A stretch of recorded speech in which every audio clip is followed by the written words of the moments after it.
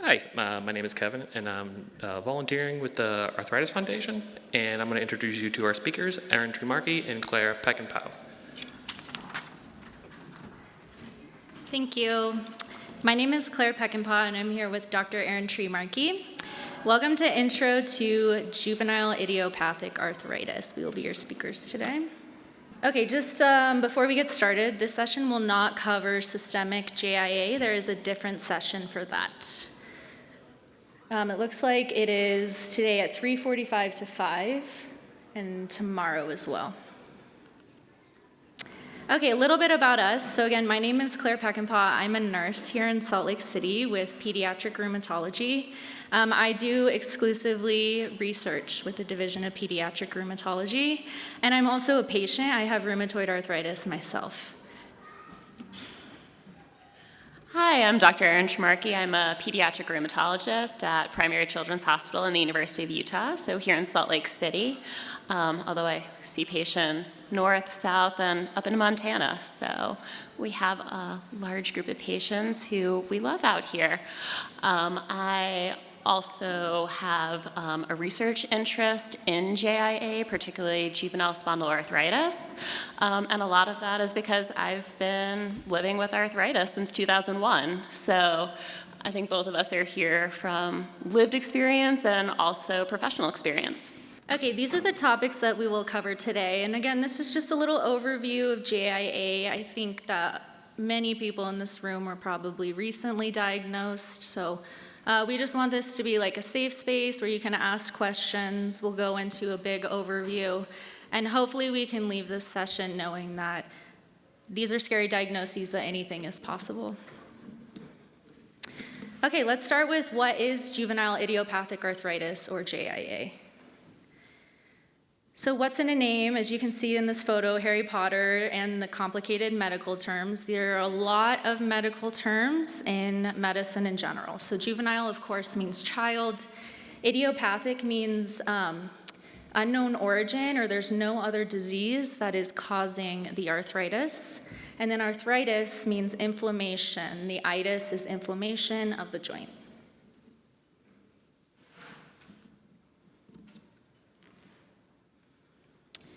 So a medical definition for JIA is there's evidence of joint inflammation, so swelling, limited range of motion, stiffness, that sort of thing. In order to be diagnosed, it needs to be for at least 6 weeks. There are types of arthritis that are not chronic. Most of what we'll be covering is chronic. And then in order for it to be juvenile, you need to be diagnosed or have onset of symptoms before the age of 16. And there needs to be no other identifiable cause as to what's causing the arthritis. So what causes JIA? It's a tough question because we're not sure. In JIA, the immune system cells attack the body's own tissues. It's what makes it an autoimmune disease. It says here joints, and then sometimes the eyes as well, which we will go into later on. The immune cells in your immune system produce inflammatory signals that attract other inflammatory cells. So you're going to have this immune response. Those inflammatory signals cause inflammation, and the inflammation is what causes the symptoms, so the swelling, pain, stiffness, etc. If untreated, typically for a long time, the inflammation can cause permanent damage to the joints. Sometimes the immune cells produce abnormal antibodies, and this is useful in the diagnosis, which Dr. Treemarcki will go into a little bit more. So as you can see in this figure, there's a trigger. We don't always know what the trigger is. We're trying to discover what it is. Inflammatory signals, and then, of course, the symptoms of arthritis. So why does this happen?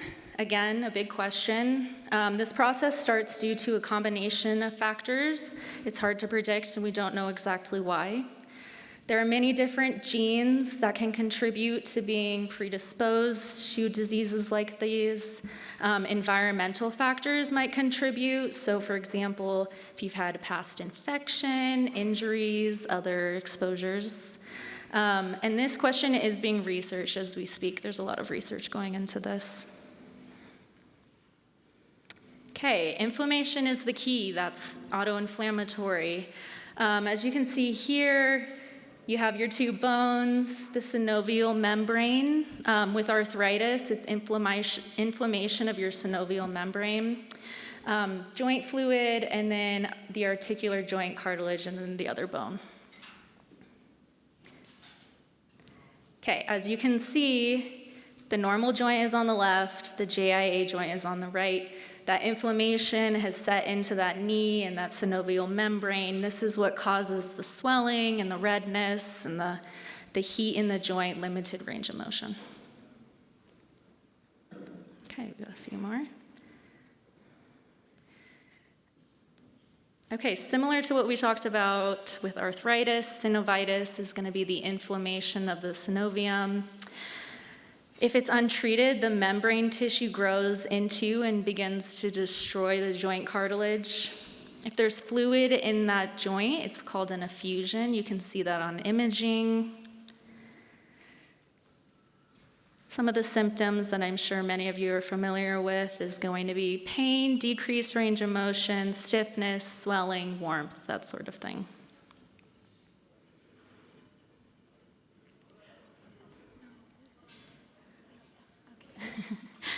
JIA is not contagious. We just need to make sure that we discuss that. And something really important that I think we work on a lot with parents is it's nobody's fault. It's not a parent's fault, it's not the child's fault. We really don't know where JIA comes from. Nothing you did or didn't do caused your child's arthritis, so I just want to reiterate that again. So the goal of your child's pediatric rheumatology team, we're going to get a little bit more medical now.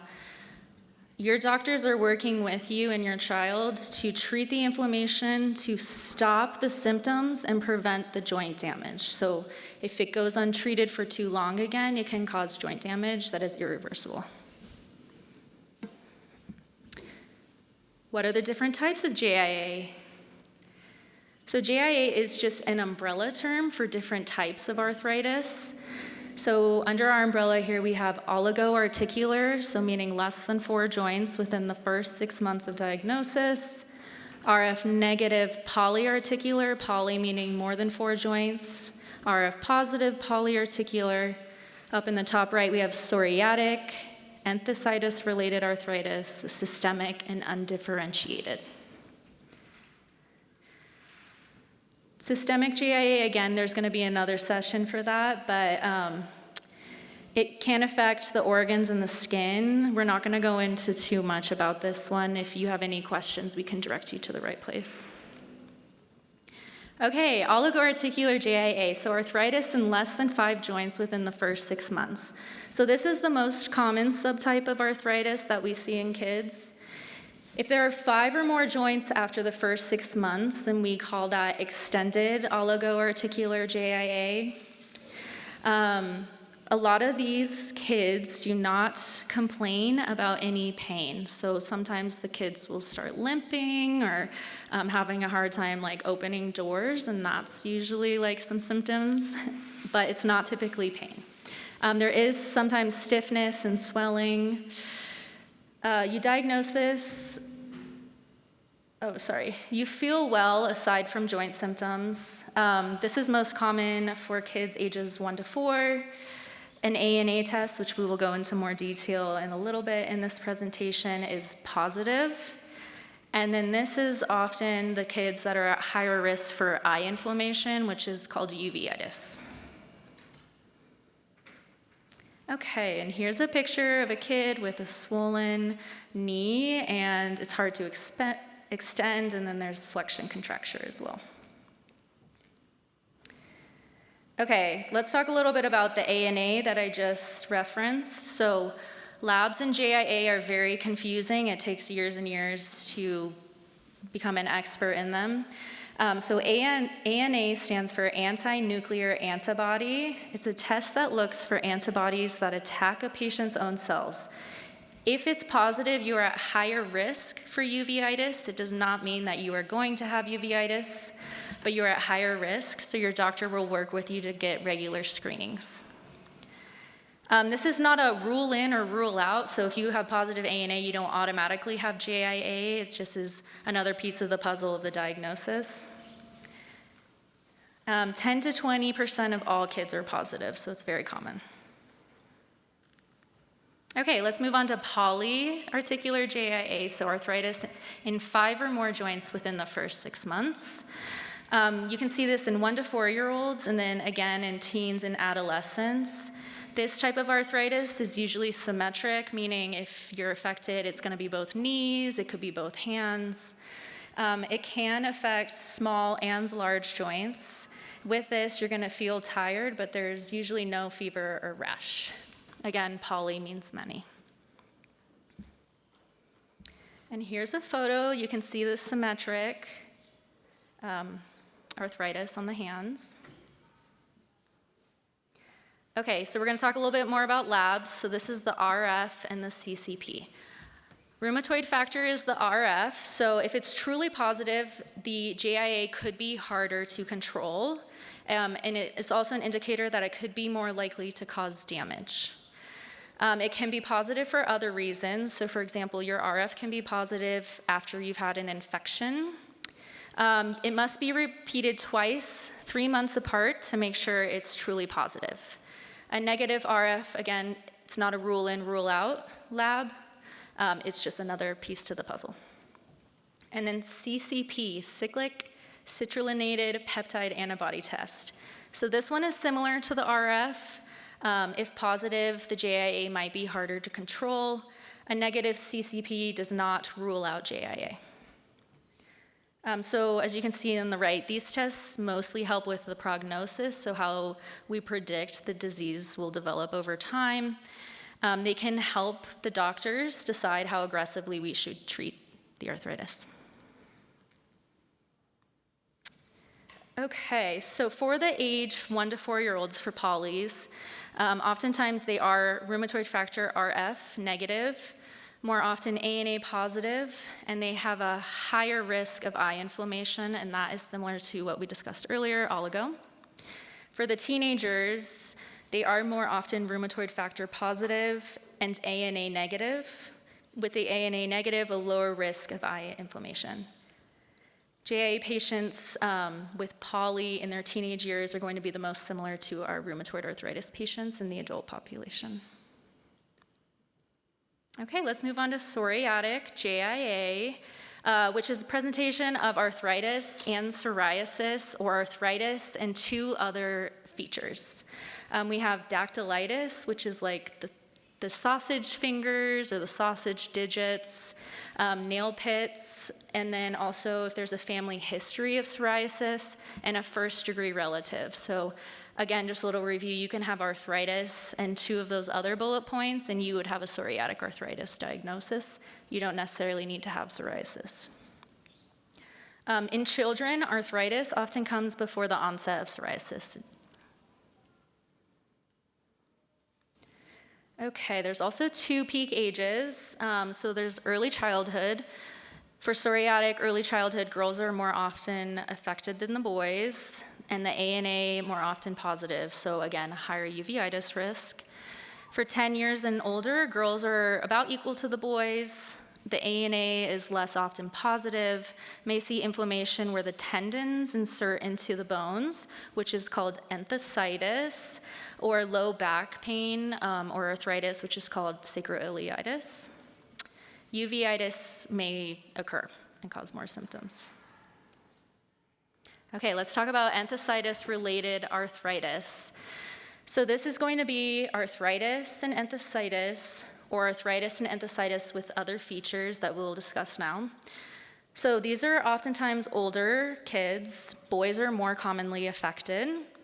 It's going to be the legs and large joints, and it's not symmetric, so it's asymmetric. And this may affect the sacroiliac joints, which connects the pelvis to the spine and the low back. This is associated with another lab, HLA-B27, so there might be a family history of HLA-B27. Again, it's not like inclusion, exclusion, it just helps us with the pieces of the puzzle. And then with ERA, acute uveitis, so eye inflammation with symptoms such as redness and pain. Okay, so this picture's a little bit different. You can see the bones again, but with enthesitis, it's going to be inflammation of the insertion of either the tendons or the ligaments. So this isn't in the joint necessarily, it's what attaches the bones, or the bone to the muscle. And you can see on the bottom left, that's the Achilles insertion, so you can see enthesitis right there. Okay, on to undifferentiated JIA. So if a patient doesn't meet the criteria for any of the subtypes we just discussed, or meets two sets of criteria, we classify them as undifferentiated. So they could look like an oligo with two joints, but have a close relative with psoriasis. They look like a poly, they have 12 joints, but they're positive for that HLA-B27 in a 9-year-old boy. So they kind of are on both of the diagnoses.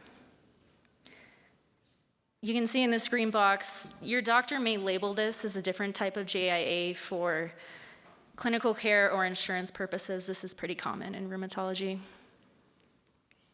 Okay, on to Dr. Treemarcki. Okay, so now we're gonna shift into how do we treat JIA? So once we identify it, once we give it a name, what do we do? Sorry, I'm gonna lower this because I am very vertically challenged here. So the best treatment is really going to be what you discuss with your rheumatologist. Because even though we have guidelines, we know that every child's a little different. You don't always nicely fit in a box. So these conversations that you have, it's going to be a custom plan for your child. So we're going to go over really some general principles around treatment and give you examples of different medications that may come up in conversation with your rheumatologist. So every medicine has at least two names, because why should medicine be simple? There's your scientific name, which can be long, it can be hard to pronounce, but it's the medical name of the medication. And then you might have a trade name or a brand name that the company who makes the medication gives it, which might be shorter, might be a little trendy, might be easier to say. And then we have what are called generic drugs, which would be kind of like naproxen is Aleve. So you can buy different brands of Aleve, different versions of it. In the world of rheumatology, we have what are called biosimilar medications, meaning that when you look at this big molecule, it looks very much the same. But you can't really call it generic because it doesn't identically match the same way like naproxen does with Aleve. So kind of a good example, you have, acetaminophen is Tylenol, adalimumab is either Humira, or the biosimilar like adalimumab Ado is Amjevita. So depending on your rheumatologist, you might hear these used interchangeably. I know in my practice, I still sometimes default to saying Humira, even though there's now like a dozen versions of Humira, just because the biosimilars are still very new. And there is going to be a session on medications and remission tomorrow at 11 a.m., which will go into more depth on medications. So kind of what we're gonna go through is kind of dipping our toes in the water, and then there'll be a nicer, deeper dive tomorrow with Dr. JIA. So there are different types of medications that we use when we're treating JIA. So there's NSAIDs, or non-steroidal anti-inflammatories. So that might be like naproxen, ibuprofen, meloxicam, piroxicam. And those are really helpful with some of those symptoms your child is experiencing with their arthritis. So the pain, the morning stiffness, kind of that warmth of the joint, it can be really helpful to have as part of your toolkit when treating arthritis. They don't actually get kind of at the root cause of that inflammatory process that was discussed earlier, but they're very helpful if you're dealing with those symptoms and you're waiting for other medications to come on board. You might hear about oral steroids like prednisone or prednisolone. Those we generally don't use in the treatment of JIA. They're a great quick fix, but they're not necessarily a good long-term solution, and there can be a lot of side effects with these medications. Depending on your child's type of arthritis, you might hear about joint injections, where we put steroid into the joint to quickly calm down the inflammation in that joint.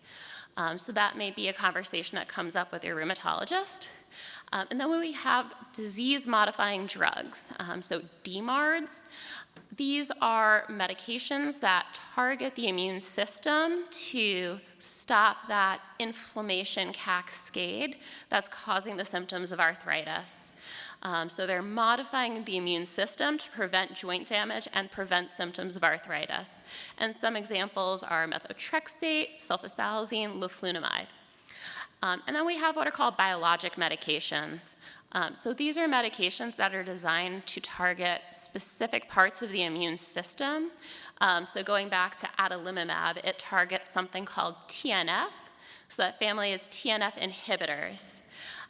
So the idea is we have research that tells us that certain molecules that are produced by the immune system, like TNF, are found in the joints of children who have arthritis. So if we're able to take away that TNF, then ideally we can get the arthritis to go away. But we know that it's not necessarily a single molecule, so there are different biologics that target different parts of the immune system. And then we have these newer medications, which are called small molecules, or they might be called JAK inhibitors for Janus kinase.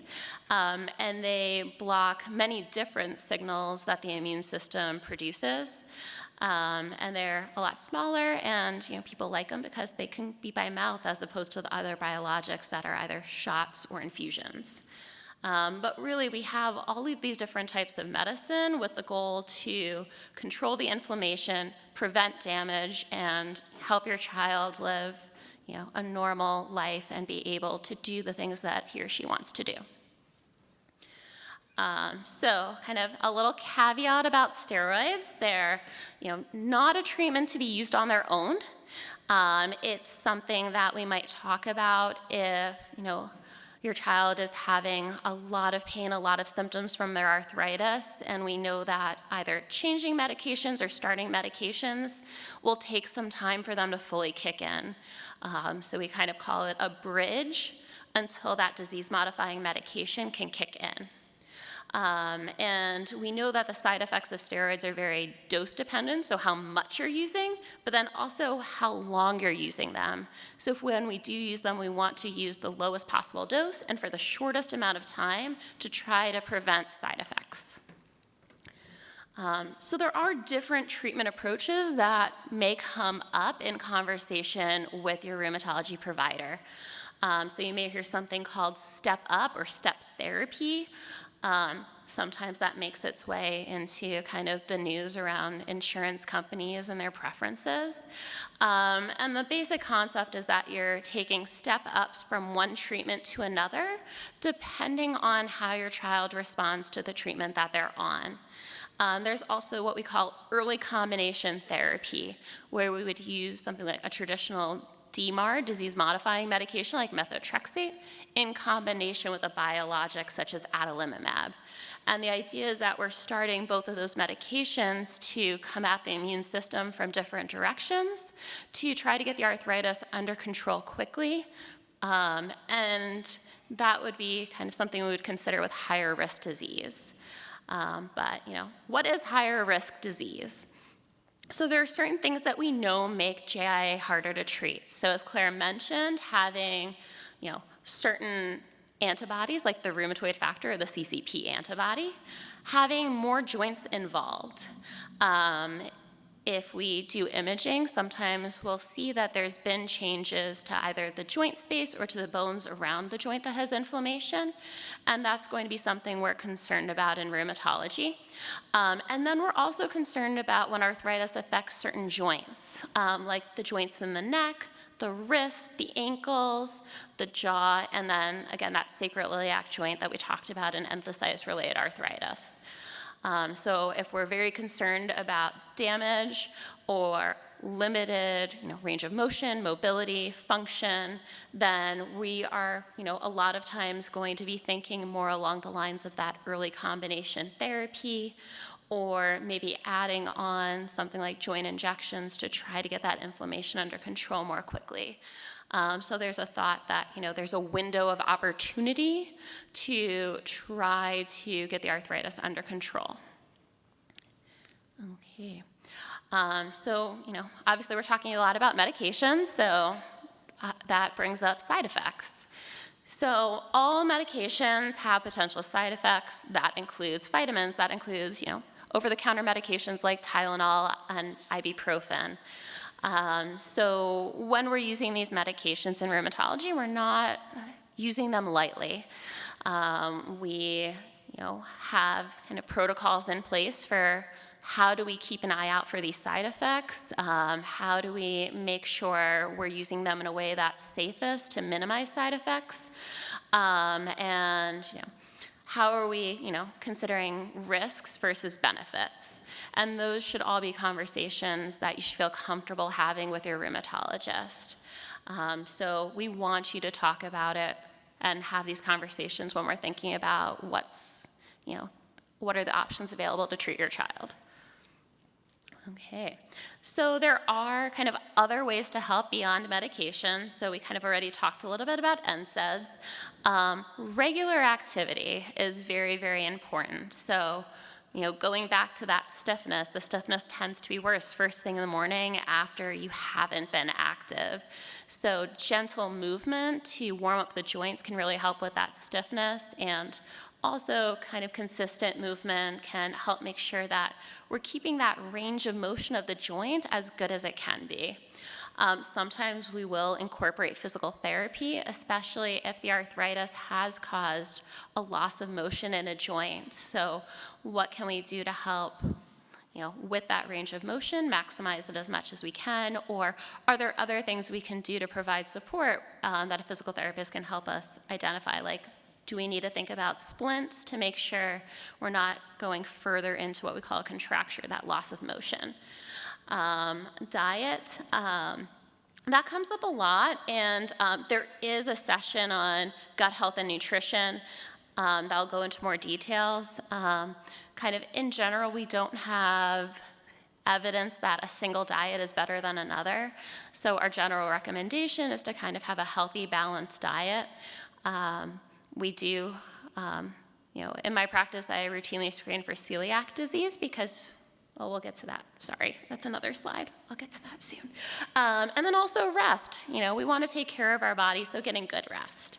And just kind of another point that there will be a session on pain management tomorrow morning as well. Okay. So again, we encourage open conversation and having questions about all aspects of your child's JIA, because we know that this is a journey, and questions are going to come up at different points along this journey. Okay, so some of the complications that may occur with JIA, and just kind of to start, there is screening, and also treating the inflammation from the JIA can be very helpful in preventing those complications that we're going to be talking about. So the first one is joint contractures. So over time, inflammation may lead to loss of motion in a joint. And if this is due to the active inflammation, it can be oftentimes reversed, whether completely reversed or mostly reversed. And that's why we talk about incorporating physical therapy into a treatment plan. But if it's due to joint damage or bone changes, we may not be able to fully get motion back in a joint. So again, that's why we want to make sure we're identifying the inflammation and getting it under control. Okay, leg length discrepancy. So, we're talking about children who are growing and developing so rapidly before our eyes. And, one of those things is that, having inflammation can disrupt growth. So in the short term, inflammation causes more blood flow. And then more blood flow means more bone growth in the short term. So, if you have inflammation in a knee, you might start seeing that one leg is longer than the other on the side that has the inflammation. But we also know that, that's also going to disrupt the growth plates. So when a growth plate may close before the other side, and then again, you're having one leg a different length than the other. And then also sometimes the inflammation with that increased blood flow can cause the bones to grow wider, which is what we call bony overgrowth. So it might mean that one knee might look bigger than the other even when the inflammation is gone. Joint damage. So if joint inflammation goes untreated, usually it's for a long period of time, then the bones and the joint cartilage may be permanently damaged. So terms that could come up is erosions. So this is thinking about like a scooped out area or like a bite taken out of the bone and cartilage from that inflammation of the joint. You can have what we call cartilage loss or thinning. So the cartilage gets smaller and smaller, so you're not having as much of that cushioning as we'd like there to be. So articular cartilage is a frictionless surface, and it lets the joints move well. So if you have less of that, it can be harder for the joints to move well. Ankylosis, so that's when joints fuse together. That's relatively rare. You might hear it kind of in the adult world with like ankylosing spondylitis. So that's part of like the ankylosis. Or subluxation or dislocation. So that's where the bones are no longer aligned the way they should be, or where they were before the inflammation was there. Growth effects. So inflammation diverts energy away from growth.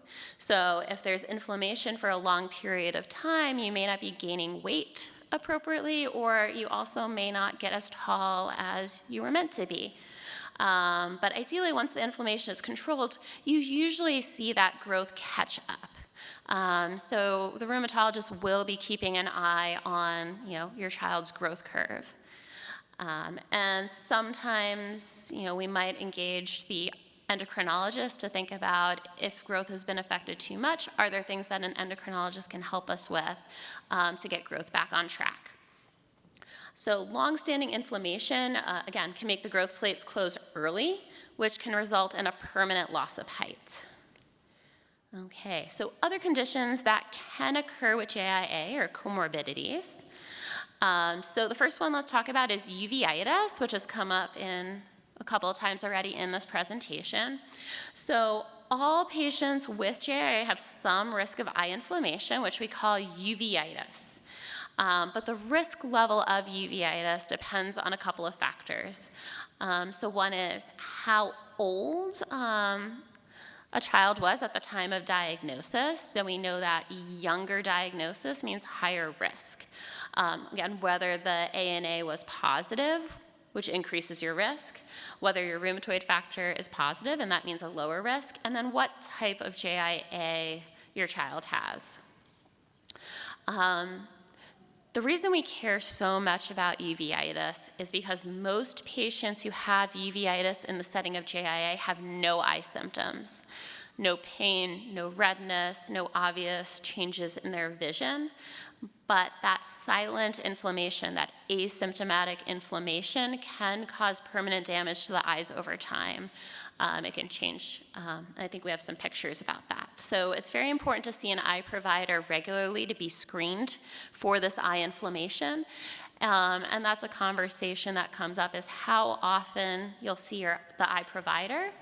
And that'll depend on those risk factors we discussed. So screening prevents complications. So these are kind of some of the things that can happen with uveitis when that silent inflammation has been going on for a while. So on the right side, you can see an irregular pupil. So the shape of the pupil is no longer perfectly round. And that's due to what we call synechiae. You can also have clouding of the cornea, which again, like if it's cloudy, it's hard to see through that. So there can be an impact on the vision. And untreated long enough, it can progress to blindness. Aside from uveitis, you can sometimes have hormone issues. So unfortunately, we know that when there is one autoimmune disease, sometimes other autoimmune diseases can accompany it. So sometimes you can have thyroid issues like hypothyroidism, which is low thyroid function, or hyperthyroidism, where there's high thyroid function. So if you're seeing anything, concerns about change in weight, change in energy level, impacts on growth, sudden high blood pressure, like new anxiety, those are things we'd want to know about. For other hormone issues, there is a session tomorrow at 11 a.m. called Managing Puberty with JIA. Okay, and then there's what we call amplified pain. It is real pain that a child can have even when the inflammation of JIA is gone. So we know that patients with JIA can develop chronic pain syndromes, meaning long-standing pain. Names that you might hear for this is complex regional pain syndrome, amplified musculoskeletal pain syndrome, juvenile fibromyalgia. This is a diagnosis of exclusion. So it's something that, we're going to look to see, are we sure that the arthritis is under control before we start talking about something like this. And this will be covered a little bit more in the pain management session tomorrow. And then there's also integrative medicine. So that'll be a really great session tomorrow morning at 9:30. Okay, and then let's talk a little bit about the future. Okay, hopefully everyone's a rheumatology expert now. So something really important for Dr. Treemarcki and I for this presentation was to talk about how to live your life with arthritis. So in terms of prognosis, it's usually excellent for the kids. We have really advanced treatments. You can work closely with your rheumatologist, really get that disease under control. We anticipate most patients should be symptom-free or nearly symptom-free. You should be able to participate in any sport or activity. So for example, Dr. Treemarcki and I are very active. We have full-time jobs. Some of us have families. Let's see.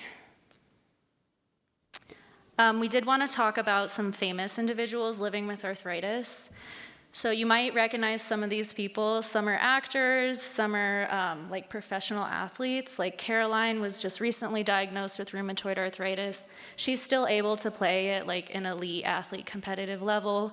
Natalie Decker has worked a lot with the Arthritis Foundation. She's a professional NASCAR driver.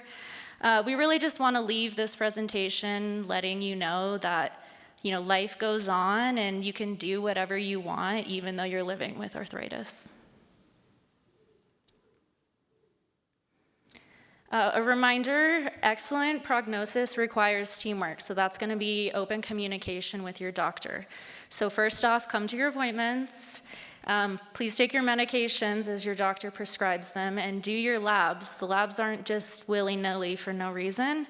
It's because your doctor is making sure everything looks normal and that your child can continue to take the medications that are helping. Please communicate with your doctors and the healthcare team about any concerns or problems you have. I promise you the doctors have heard it all, and they are your biggest advocate, so keep that communication open. And your doctors will never be mad at you for being honest. Like, tell them anything and everything. And a reminder, if your child stops or forgets their medication, please let your doctor know. A question that we get a lot is, will my child grow out of this? So juvenile arthritis is a chronic disease. We do have excellent treatments. We don't have a cure. So the treatments are going to decrease the symptoms and prevent that permanent damage. We can't cure JIA yet. Many researchers are looking for that. Ideally, in our lifetime, sooner than that, we could have a cure. This goal of treatment with your doctor is what's called remission. So you still have JIA, but you don't have symptoms, and it doesn't necessarily impact your day-to-day. You can be in remission both on or off medications, ideally off. And you can be in remission for years. You can be in medicated remission for years, and you can be in non-medicated remission for years, and you don't know when your JIA might come back. Okay, so some key points from what we discussed today. So as a reminder, JIA is not your fault. It's nobody's fault. It's out of your control. It is a chronic disease, no cure yet, but we do have excellent treatments. Working with your doctor and taking these medications is going to prevent that long-term damage and any complications that are associated with arthritis. Please screen your children for uveitis. Like Dr. Treemarcki said, there aren't always symptoms and there can be really bad effects. We have a lot of treatments available. There's a lot to explore, and your doctors are very knowledgeable. Early aggressive treatment is oftentimes better for many people, and patients have an excellent prognosis. Okay, so parents, you can do this. Please open communication with your providers, the nurses, the physician's assistants. And research means things keep improving. So we do a ton of research here, internationally. We're all working towards finding a cure. Okay, here are some more ways to connect and learn through the Arthritis Foundation. So there's a JIA hub where you can learn about all things JIA. There are webinars online. Let's see, JIA Explained, so bite-sized videos. And then, of course, Connect groups. Okay. Thank you, everyone. Yeah. Yeah, anyone want to start with a question? We're going to open the floor. Again, we've heard it all, so ask your craziest questions. That's weird. Just a question about when they move into adulthood. Are they still considered JIA patients? Does it shift to something else? Does it depend? Where are we at? Yes. So technically, if you are diagnosed with juvenile idiopathic arthritis, you have juvenile idiopathic arthritis forever. Practically, when your child moves on and sees an adult rheumatologist, they will often get reclassified under one of those other types of arthritis. A lot of that is from insurance. There are more medications available to treat, say, rheumatoid arthritis than polyarticular rheumatoid factor positive JIA. And then also the adults, rheumatologists are much more familiar with their terminology than JIA, so a lot of times they'll reclassify it kind of into their world. So there's real world, and then there's, medical, technical world. For them are not working the same as my child who has polyarticular arthritis. So we're all the way through the biologics now, and they still haven't found any pain relief. At what point, I had never heard of the JAK inhibitor. Oh, yeah. Yes, so enthesitis-related arthritis, as we kind of talked about, looks different from polyarticular JIA. And there are certain features with enthesitis-related arthritis and kind of that world of spondyloarthritis that looks different. So we know with enthesitis-related arthritis, you tend to have more pain.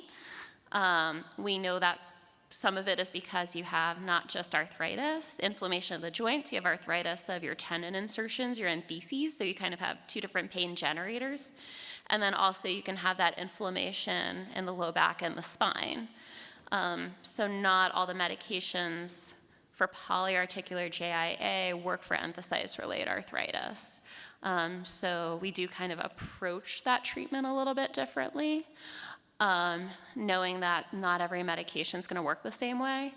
There is, I believe, some newer data for the JAK inhibitors, but it's generally not our first go-to, but the adult guidelines for enthesitis-related arthritis ankylosing spondylitis, so the adult equivalent of enthesitis-related arthritis, the JAK inhibitors, they're newly approved in the pediatric world, but they've been around in the adult world, and they are approved in the adult equivalent, if that helps. So after the biologics, then you would move to the JAK inhibitors. Okay, Yeah. thanks. I was just wondering, when my kid has kids, do we have any research of the chances of them getting it? Yes, so there are different genetic studies. There are different kind of pediatric rheumatologists who are particularly interested kind of in family studies. Utah is one of those places where there's a lot of interest kind of in genetics around disease. And it's going to depend on different factors. So what Claire talked about, the HLA-B27, that is a genetic marker. So that is something that can be passed down. And why that type of arthritis is a little more like familial. But other forms of arthritis, the risk is going to be lower. So we do know autoimmune disease runs in families, but it does not guarantee that there will be autoimmune disease from one generation to the next. I think I have more two questions. My 11-year-old has not been able to come off of her meloxicam yet. So we're still into her first biologic, but not quite explored the others yet, and we're being forced off onto a different one. Anyway. Yeah, insurance makes our jobs very complicated. So where do I go if I can't come, or if she can't come off of her NSAIDs? So I guess, with the combination of like a biologic and NSAIDs, the goal is hopefully to be able to kind of eventually start backing off on NSAIDs. So kind of the questions to have, or the conversation I would recommend having with the rheumatologist is, are we concerned that the inflammation isn't completely under control because there is still this element of pain? Or is it, kind of going towards that amplified pain where the body has become so used to sending out that pain signal, it doesn't know how to turn itself off anymore. And I think, that session that's coming up tomorrow will give a little bit more of an in-depth of, kind of exploring those different mechanisms of pain, because pain is really, really hard. Because there's not a test for pain the same way you can test for markers of blood, inflammation in the blood, or test for these autoantibodies that you can sometimes see in arthritis. Okay, thank you. And then that kind of goes into my second one. My daughter's desperate to get into a remission. We're obviously not there. What does a medicated remission look like? Because especially, I don't know if those two sessions tomorrow are at the same time, but so medicated remission means that you are on the right medicine or medicines that the arthritis is under control. So we define that as, no signs of arthritis, meaning when we're looking at the joints, there's no swelling, no warmth. Ideally, you're not having tenderness when we're pushing around on those joints, and no limitation of range of motion. So we're looking for that. Sometimes, depending on the type of arthritis or where the arthritis has been, sometimes we'll use imaging like an MRI to see are there any signs of inflammation that are a little more subtle.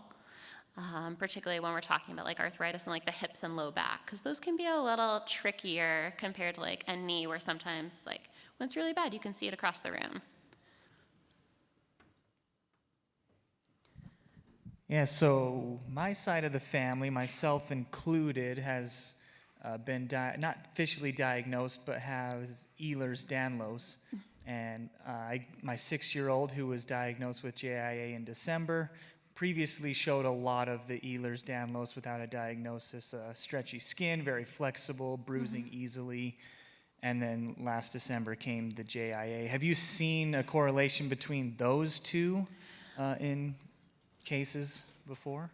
So you can see the two together, and you can also see kind of what we talked about, these chronic pain syndromes. You can also see the chronic pain syndromes with Ehlers-Danlos as well. So there's a lot of kind of overlap when you have, conditions that affect your joints in different ways. So with Ehlers-Danlos, you have something that's affecting your connective tissue, and you have connective tissue everywhere. So yes, you can sometimes have it in the joints, and it can sometimes be a little harder because if you're extra flexible, sometimes it's just that loss of flexibility rather than what we showed on the screen where it's a contracture. Hi, good afternoon. My question is regarding ERA, or enthesitis-related arthritis. How is that diagnosed, and how does the presentation of pain associated with ERA differ from pain that may be associated with hypermobility in joints? So, like, I'm talking specifically about backs of the knees and Achilles tendon-related pain. Yeah, no, that's a great question.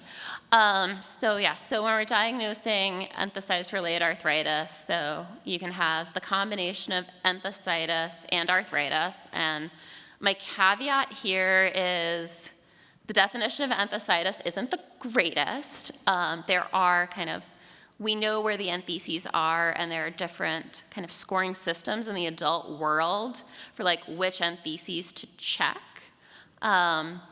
But I would say, we did a survey, the Juvenile Spondyloarthritis Care Work Group did a survey of pediatric rheumatologists, and there's definitely a variation in how, enthesitis is taught about and how it's diagnosed. So that could be, tenderness when you're pushing on that enthesis, so where that tendon is inserting into bone or where that ligament is pushing into bone. Sometimes you can even have swelling there that you can see. Sometimes it can feel warm, similar to when you have active arthritis in a joint. So physical exam, looking for both arthritis and enthesitis. Some of it's going to be getting into that like family history that we talked about, because we know that the HLA-B27 can be seen in that type of arthritis. And some of it's going to probably be imaging. So we know enthesitis-related arthritis can affect the spine.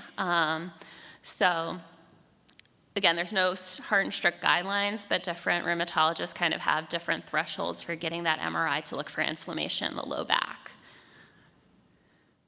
I think that was part one. Was there the next part? Oh, pain. Yes. So pain can be a little different in enthesitis-related arthritis because, again, you're dealing with arthritis and enthesitis. So with arthritis, a lot of times the pain and the stiffness starts to get better, like when you get up and you're moving a little bit longer throughout the day. With enthesitis, because it's tendon insertion, so tendons connect muscle to bone. When you're moving, you're using your muscles, and then your muscles are pulling at that tendon insertion. So the thought is that there's a sweet spot of physical activity where your joints are feeling better, but you haven't irritated your entheses enough. And that is the tricky part with enthesitis-related arthritis, because you're trying to find that sweet spot where you're not having pain from either of them. Did that help? Okay. Oh, over here? Sorry, these lights make it really hard to see hands. I just wanted to ask about the uveitis. If that's something that becomes a problem, what do they do for that? Yeah, so there are treatments for uveitis. So some of the medicines that we use to treat arthritis are also medications that we use to treat uveitis. So methotrexate can be used to treat uveitis.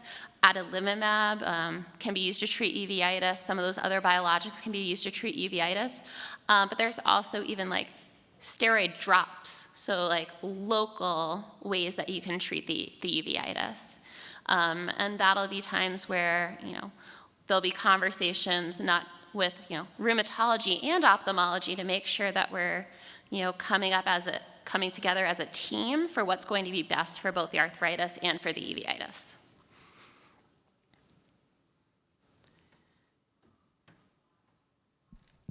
I'm going to ask a question since I have the microphone. I have a son who has ankylosing spondylitis, and one of his concerns is being in a ton of pain again. So he'll have times where he has like a little flare-up, but he doesn't want to go in because I think he thinks that will mean now I'm going to be in a ton of pain, like he doesn't want to admit it. Is there something as the parent that I can do during those times to help with flare-ups or the mental side of pain? Yeah, so I'd say first that session tomorrow on pain I think will be really helpful for kind of thinking kind of outside the rheumatology box for what are other things you can have in your toolkit. Two, one of my mentors in pediatric rheumatology, his favorite line when talking about things is, "Don't be Cleopatra, the queen of denial." I always say that, it's better to catch it on the early side so we don't get to where we were when we were at our worst. If it's, a day or two and you want to like feel out the waters, I think that's very reasonable. So doing things like first thing in the morning, like a warm shower or a heated blanket, things that can help with that stiffness and help with kind of getting going in the morning, that can be really helpful. With ankylosing spondylitis, sometimes, even just bringing back on like the anti-inflammatories, like some over-the-counter Aleve, or Motrin or naproxen, an over-the-counter anti-inflammatory can be helpful. Depending on where there is pain, sometimes people even like the anti-inflammatory cream that they sell, diclofenac or Voltaren, which, if you have a younger child, I would just check with your rheumatologist to make sure that they feel comfortable with your child's age using the cream. And then, there are definitely different strategies from behavioral health providers as far as, different mindfulness tools that can be really incorporated as well. Yeah.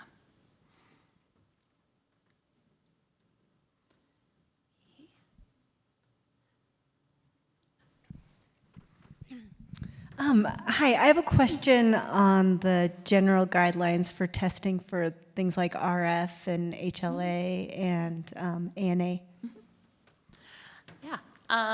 So kind of generally at diagnosis, we check kind of all of those antibodies at least once. So the ANA, the rheumatoid factor, the CCP, and the HLA-B27. With a rheumatoid factor, if the initial one is positive, it's recommended rechecking it at least 3 months later, because we know that sometimes you can have a false positive initially. So that's one of those ones that we recheck. HLA-B27, there are kind of 2 ways to check for it. So kind of if the initial screening for HLA-B27 is indeterminate, there's another way to check it. But once an HLA-B27 is positive or negative, you don't have to recheck it because it's a genetic marker, and that genetic marker is not going to change. We generally don't, once we know if the ANA is positive or not, most times we don't recheck it unless there's kind of a change or we're concerned, like the child has a positive ANA, but now they're having other symptoms that don't nicely fit with their JIA. Do we need to think about other conditions where an ANA can be seen?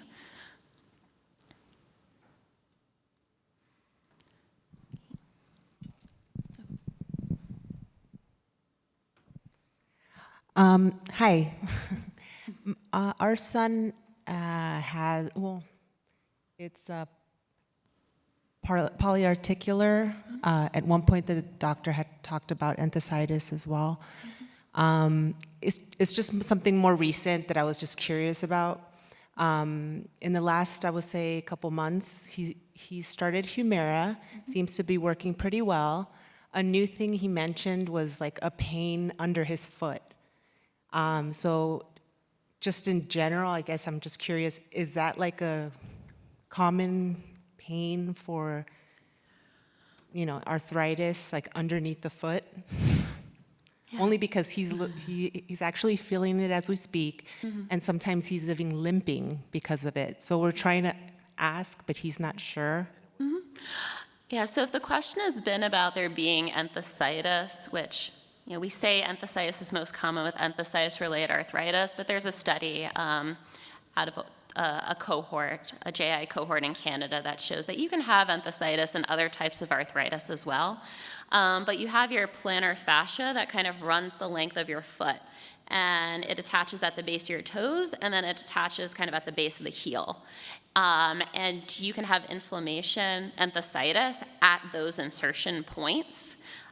So you can have pain along the bottom of your foot from enthesitis, but also you have so many tiny joints within, within your palm and within your foot. So, the question could always be, is there arthritis kind of in those tiny little joints that, don't move but do exist?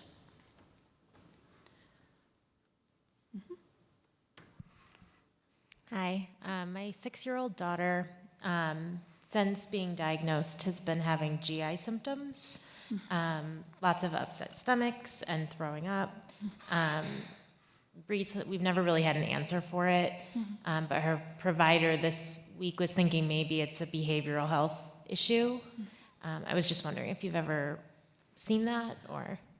Yeah, so things that kind of like I think about when there's new GI symptoms. So one, depending on the type of arthritis, you can have other things involved. We most commonly talk about the eyes, but with psoriatic arthritis, it could be the skin, or sometimes it can be inflammation in the gut. So, there are ways where you can check for inflammation in the gut. Two, what medications am I using? Because some of these medications can cause upset stomach in different ways. And then, three, kind of, arthritis is not an easy diagnosis, right? You don't always have visible symptoms or signs of arthritis, but also, depending on what stage you're at, having to cope with being told you're going to have a condition for the rest of your life that's completely out of your control in some ways can be hard to process. So, is it a sign that, we need to think about how can we, support from a mental emotional standpoint? So kind of those are kind of like the three main buckets I think about.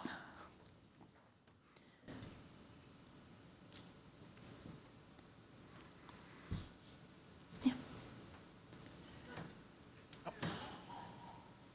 Can you just give some advice on how to interact with the pediatrician?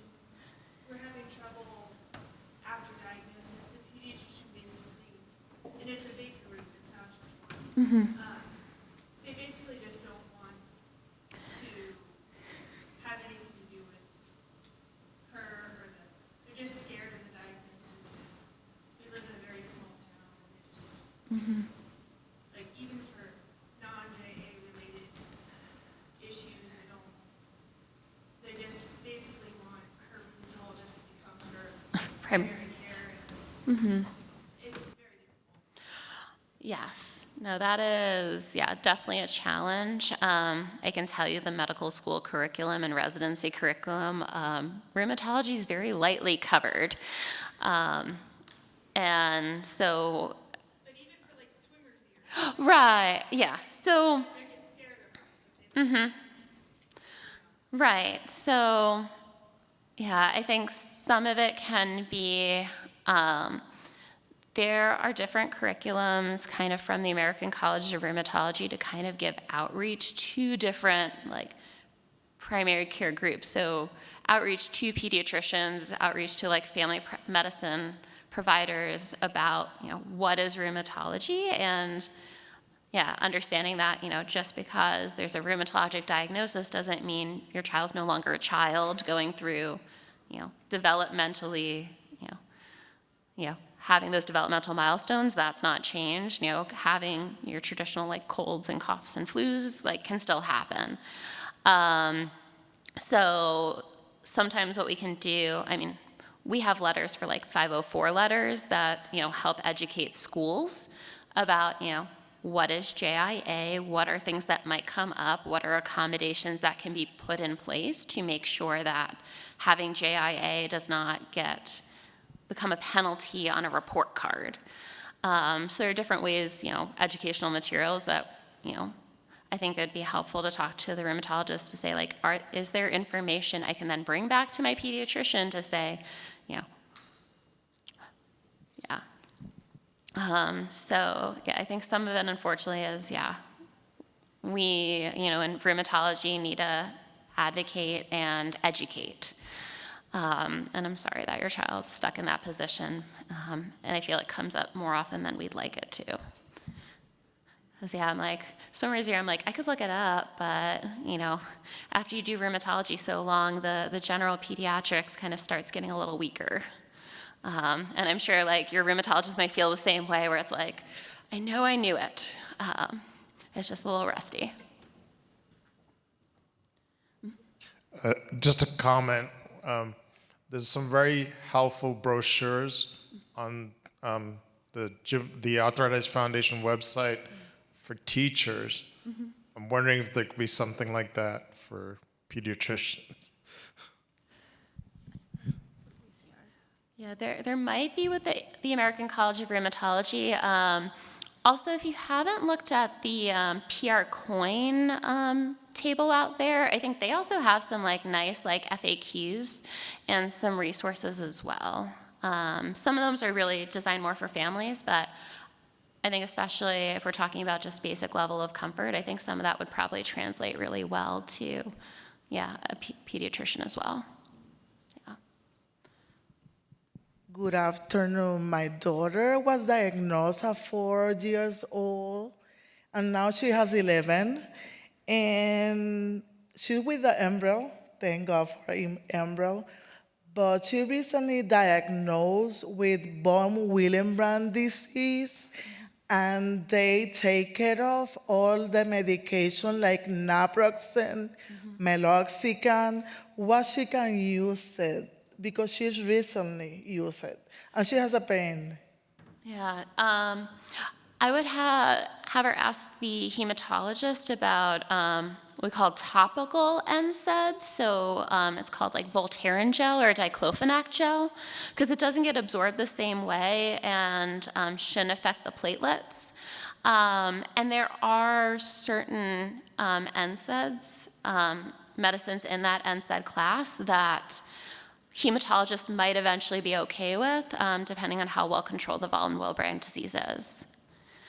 So it might just be looking for an alternative or switching over to the cream where it shouldn't affect the platelets. We have just a few more minutes, so any last questions? Just real quick, sorry, on the Voltaren, is there an age that I'm over to your right. Oh, sorry. Hi. Hey. You can't see with the lights, I know. With the topical cream, is there an age where you're okay, that's fine, or do we need to get approval for pretty much any of our children? I believe the insert says 12 and up, but I would say, I've used it in younger. Okay, a 14-year-old, I'm good to just go get it and not. That should be fine. All right, thanks. Mm-hmm. And especially if your child is adult-sized, it should be fine. If they're a little smaller, we might just say not using it quite as often.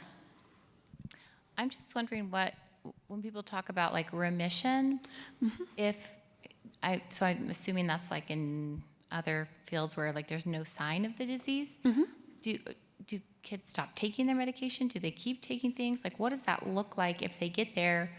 Does that mean it's going to come back later? What is that? So I'll probably give a short answer to it, just knowing that there's a whole talk tomorrow about it. So depending on the type of arthritis, the conversation about coming off medication might look different. And depending on what the arthritis has affected and if there's any signs of damage, the conversation might look a little different. Our kind of general goal in pediatric rheumatology, once we reach remission, is to stay on medication for a period of time. Not a good answer of how long, because I feel like it's still a little dependent.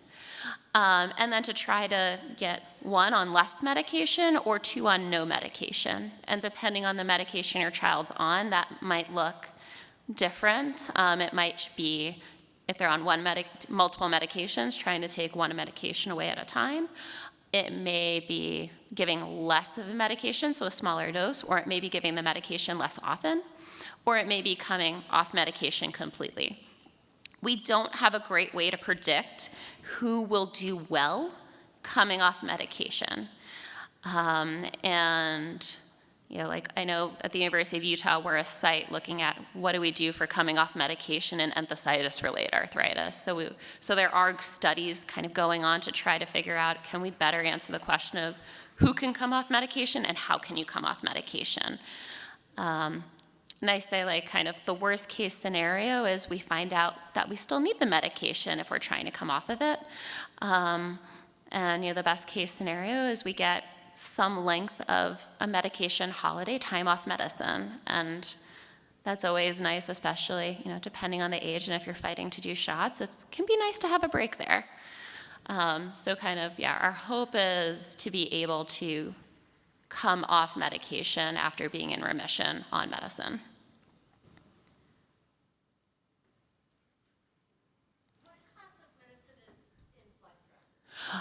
So that would be a TNF inhibitor. So that's one brand for infliximab. It is a biologic, yes.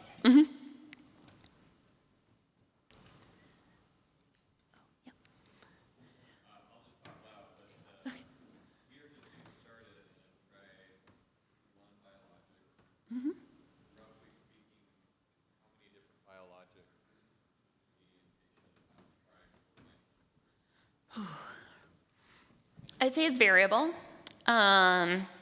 There are some who, one biologic, we get it right, and I believe like the data for like, say, like starting a TNF inhibitor is roughly like anywhere between 50% to 2/3. So for like getting it right, getting, a good response. And I will tell you that the studies to get these medications approved, like they use things like what they call ACR 20 or ACR 70, which means like 70% improvement. So when they're talking about like, hey, 2/3 of patients on this medication got 70% improvement. They do also look at like full remission, but I've had children who have gone through all of the medicines. And I don't always know on day one is, the medication we're picking going to be the right one? And then we kind of talk about, as we go through, what's the best way to go? So sometimes it might be if there was a good response, but not our ideal response, maybe as we try something in the same family to hope that coming at that target from a different way works better. And sometimes this wasn't as good as we wanted it to be. We should probably change to a different family because this family is probably not the right fit. One more, and this will be our last question. My question is tomorrow with the pain management, is there going to be a pharmacist that talks about the different biologics and NSAID reactions? I don't think so. Do you have the information to just touch on that, how you're not supposed to take NSAIDs with certain biologics? And maybe you're not aware. Well, it's... Yeah, that's a big discussion. And I think there's also some like provider to provider variation. And some of that is also like what we call like the risk benefit discussion as well. So I feel like I don't have a clean answer to that. Thank you, everyone, for your time and coming to this session. I hope that you can leave this session knowing that you're not alone and neither is your child. We're in this together.